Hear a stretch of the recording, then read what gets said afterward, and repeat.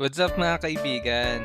Araw po ng Sabado at wala po tayong pasok at mag-grocery po tayo ngayong araw.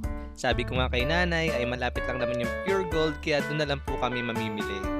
Boom! Aba, nasa Pure Gold na agad tayo, no? Ayan, at dyan agad pumunta si nanay sa bilihan ng chocolate talaga naman.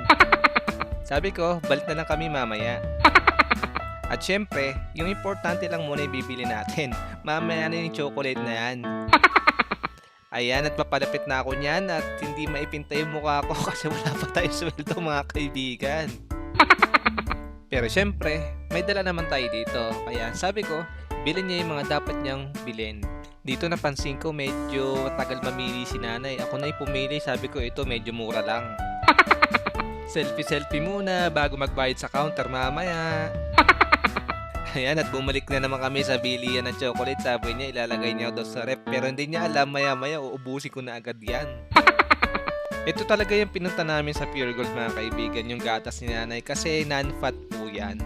Para kahit mapadalas yung inom niya ng gatas, ay okay lang. At ayan na nga mga kaibigan, magbabayad na po tayo. Magkano kaya yung inabot?